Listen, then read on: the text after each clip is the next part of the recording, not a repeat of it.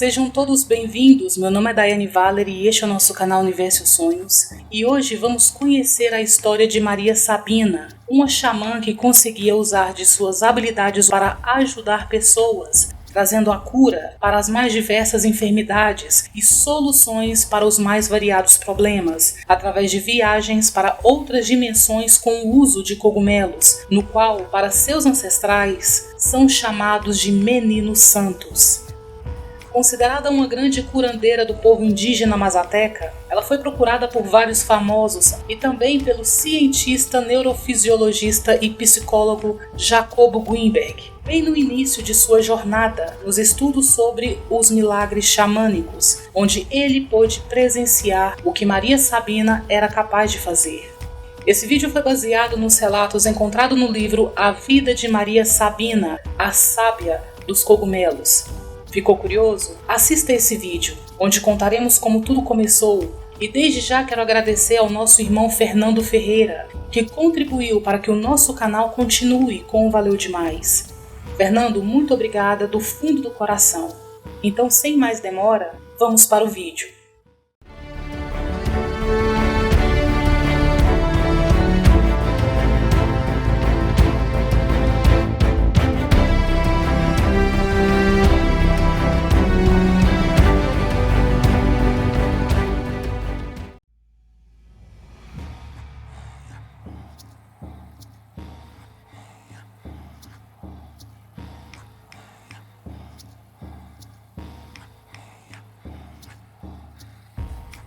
Em um documento encontrado na paróquia de Huautla, certifica que Maria Sabina teria nascido em 1894 no México. Mas Maria Sabina não sabia ao certo em que data ela teria nascido. Mas ela dizia que sua mãe, Maria Concepción, dizia que foi na manhã do dia em que se celebra a Virgem Madalena em Rio Santiago, município de Huautla. Maria Sabina conta que sua mãe, Maria Concepción, com apenas 14 anos de idade, teria ido morar com seu pai, Crisanto Feliciano, um jovem de 20 anos que se encontrava doente. Depois de 3 anos juntos, Maria Sabina nasceu. Maria Sabina descreve seu pai como um homem muito trabalhador, pois ele saía para a lavoura muito cedo. Ele plantava milho e feijão em terras em que ele mesmo tinha conseguido comprar com o suor de seu trabalho. Vendia suas colheitas no mercado de Huautla e nos povoados vizinhos, enquanto sua mãe fazia tortilhas e feijões cozidos para comer.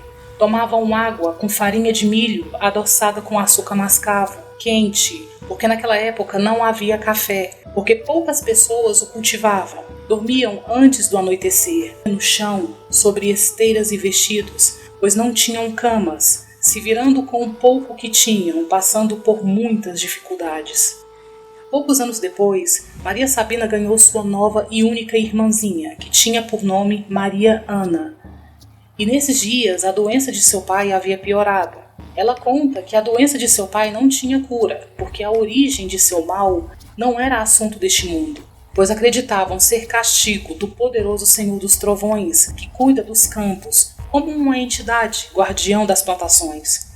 No livro é dito que quando seu pai, ainda solteiro, sem nenhuma intenção, teria provocado a ira desse senhor grande e poderoso, onde numa madrugada o jovem Crisanto dirigiu-se à sua lavoura para fazer a limpeza, tirando as folhas e o mato que havia no terreno e toda a sujeira que impedia a boa semeadura, fazendo de tudo aquilo um amontoado, num lugar próximo a uma lavoura vizinha. Por fim, ateou fogo, onde as varas, as folhas secas e o mato arderam facilmente, pois o vento soprava forte, e as chamas teriam chegado ao terreno vizinho, queimando alguns pés de milho. Crisanto apressou-se em sufocar as chamas, que se apagaram rapidamente.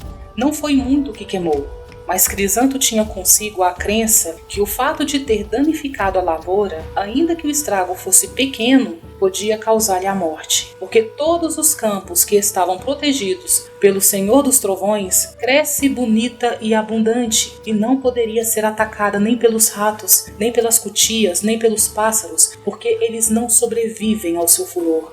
O dano causado a uma lavoura sagrada não pode ser pago com nada, nem repondo os pés destruídos, nem pagando o prejuízo em dinheiro ao proprietário.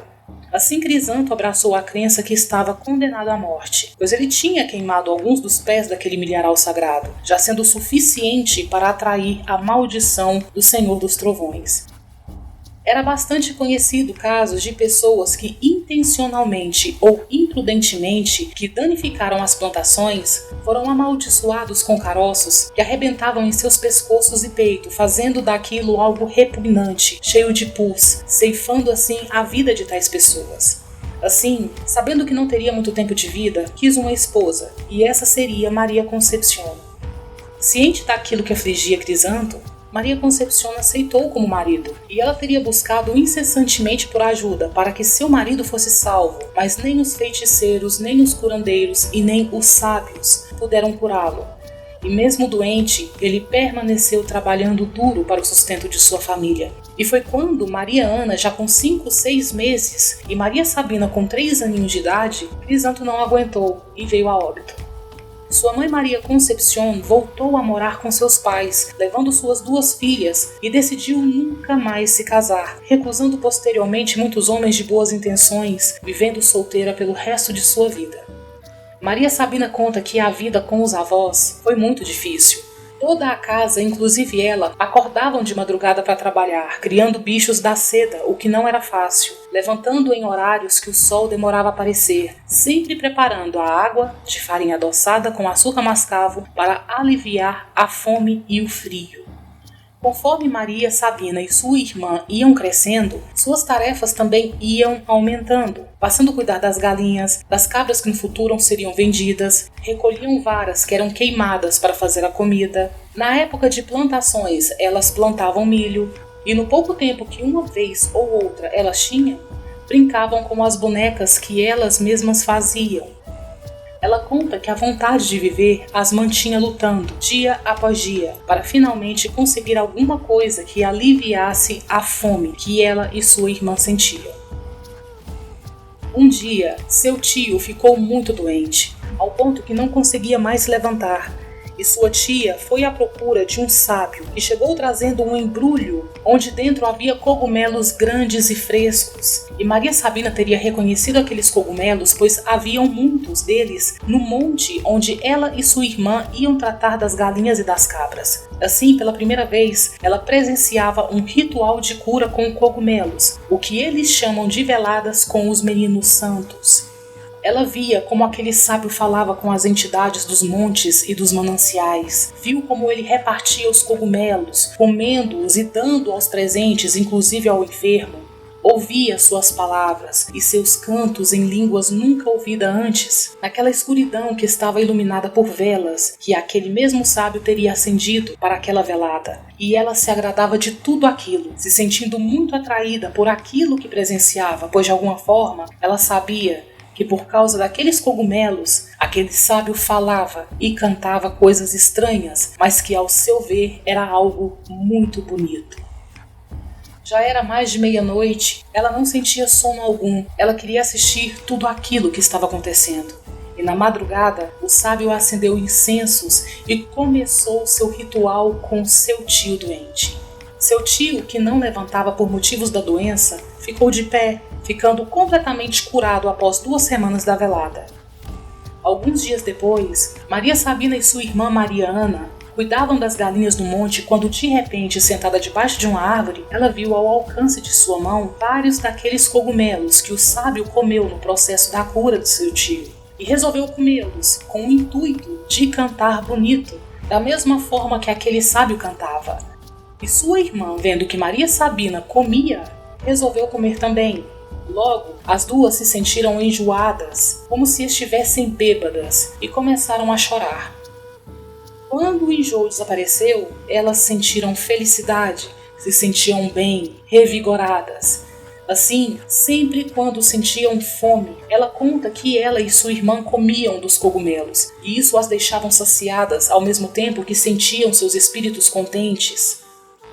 E que os cogumelos faziam com que ela pedisse a Deus que não as fizessem sofrer. Assim ela dizia a Deus que sempre tinham fome e que sentiam frio.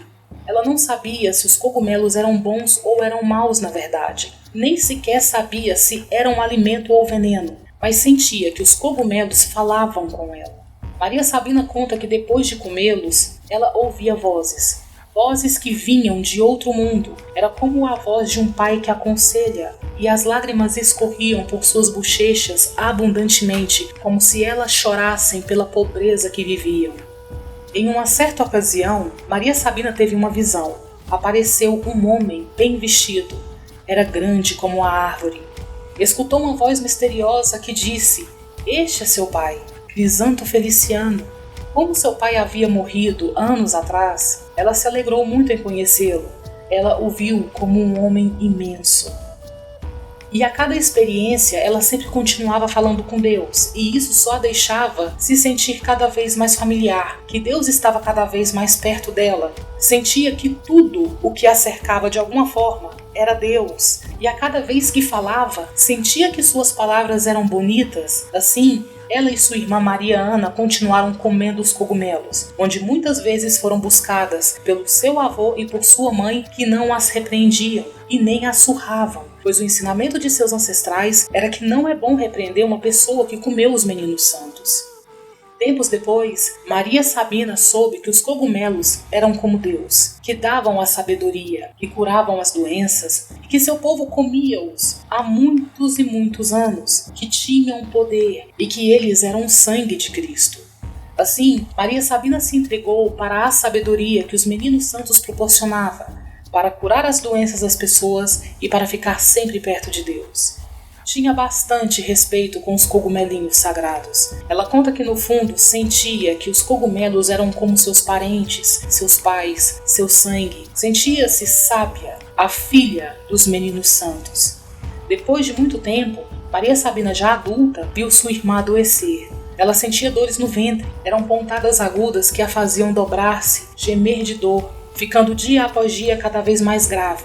Sem que ela pudesse se controlar, uma vez desmaiou na estrada, e certa manhã ela não se levantou da cama, tremia e gemia. Maria Sabina buscou por vários curandeiros que tentaram curar sua irmã, mas foi inútil. Só que Maria Sabina sabia que os meninos santos tinham o poder, sabia que sua gente os comia para curar doenças, então tomou uma decisão. Naquela mesma noite ela comeria os cogumelos santos para salvar sua irmã. Chegada a noite, ela os comeu e deu também à sua irmã, e ela pôde sentir os efeitos se manifestarem dentro de seu corpo. Rezou e pediu a Deus que a ajudasse a curar Maria Ana. Aproximou-se assim da enferma, e os meninos santos guiaram suas mãos para apertar seus quadris, enquanto falava e cantava. Sentia que cantava bonito, repetia o que os meninos santos a obrigavam a dizer. Continuou apertando o ventre e o quadril de sua irmã, onde começou a sair muita água e sangue, como se ela estivesse em trabalho de parto. Maria Sabina não se assustou com o que via, porque ela sabia que os pequenos que brotam nos montes estavam curando-a. Os meninos santos a aconselhavam e ela apenas executava, e quando o sangue parou de sair, logo sua irmã parou de gemer e caiu em sono profundo. E sem sono algum, com os meninos santos ainda agindo em seu corpo, Maria Sabina teve uma visão onde apareceram uns personagens que a inspiraram respeito. Ela sabia que esses eram os seres principais de que falavam seus ancestrais. Ela os viu sentados atrás de uma mesa sobre o qual havia muitos papéis importantes escritos. Os seres principais eram uns 6, 8 por aí. Alguns a olhavam, outros liam os papéis da mesa, outros pareciam procurar algo entre os papéis.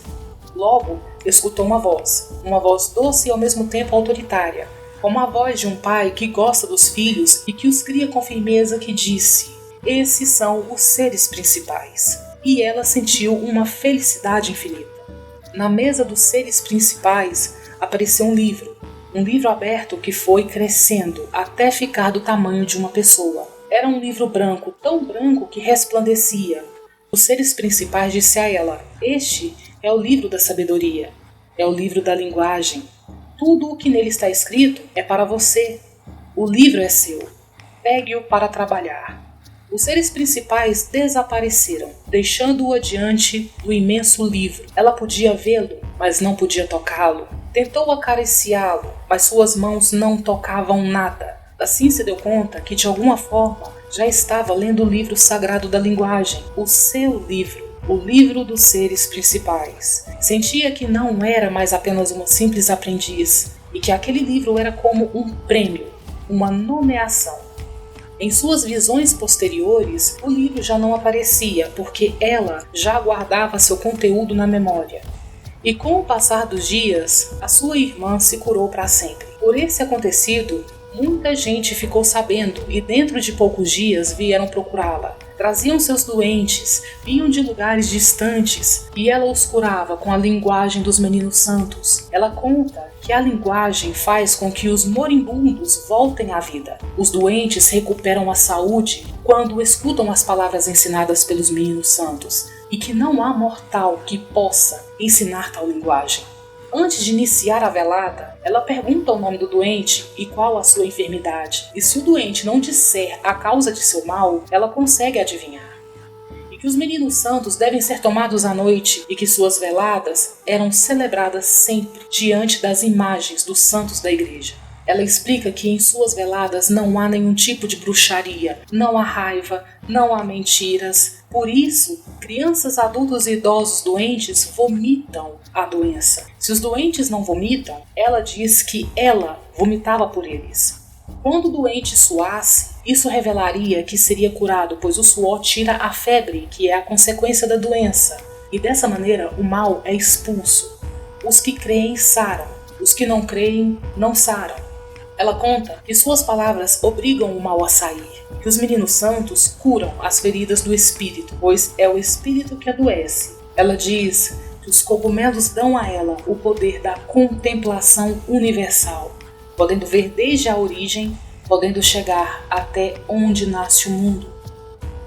E assim como ela pôde ajudar muitos, curiosos e pessoas mal intencionadas também iam visitá-la em busca de uma experiência espiritual. E isso teria trazido muitos problemas para Maria Sabina, pois ela, como todos os outros que usam de suas habilidades para ajudar grande número de pessoas, foi perseguida e desrespeitada pelas autoridades. Maria Sabina morreu em 22 de novembro de 1985, aos seus 91 anos de idade, em condições empobrecidas, deixando seu testemunho para contribuir no conhecimento de plantas psicodélicas nos dias atuais, deixando seu testemunho para o mundo todo, sendo conhecida como a sábia dos cogumelos. Pessoal, esse foi o nosso vídeo de hoje. Espero que tenham gostado e se você gostou, assista outros vídeos sobre habilidades humanas que já temos por aqui. E se for do seu agrado, deixe seu like, se inscreva, ative o sininho das notificações e compartilhe o vídeo com os amigos, assim que o universo aparecer em sua tela.